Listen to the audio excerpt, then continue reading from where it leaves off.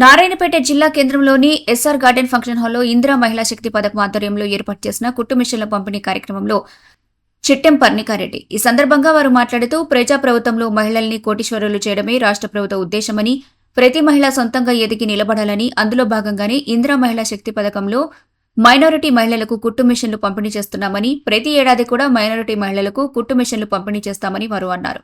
ఈ కార్యక్రమంలో కాంగ్రెస్ పార్టీ నాయకులు పాల్గొన్నారు. తెలుగు మాట్లాడచ్చు అప్పుడు తెలుగు కూడా వస్తుంది. ఏదైతే తెలంగాణ ప్రభుత్వం చేస్తుందో మహిళల కోసం ఇందిరా మహిళా శక్తి సంబరాలు కానివ్వండి, దాంట్లో మహిళలకి స్పెషల్గా సంఘాలలో ఉన్న వాళ్ళకి, ఎవరైతే మహిళా సంఘాలు మీ అందరికీ తెలిసే ఉంటుంది, మహిళా సంఘాలు ఉన్న వాళ్ళకి అందరికీ కూడా ఏవైతే బెనిఫిట్స్ వస్తున్నాయో, ఆర్టీసీ బస్సు నడపడం కానివ్వండి, సోలార్ యూనిట్స్ కానివ్వండి, చిన్న చిన్న మీకు పెట్టుకోవడానికి లోన్స్, వడ్డీ లేని రుణాలు ఈరోజు ప్రభుత్వం మీకు ఏర్పాటు చేస్తుంది మహిళల కోసం. ఇప్పుడే ఆ సంబరాలు ఏదైతే టౌన్లు చేయలేదు కాబట్టి మిమ్మల్ని పిలవలేదు, కేవలం మండలాల మహిళలందరితో ఇప్పుడు ప్రోగ్రామ్ చేసి అక్కడి నుంచి ఇక్కడికి వస్తున్నా.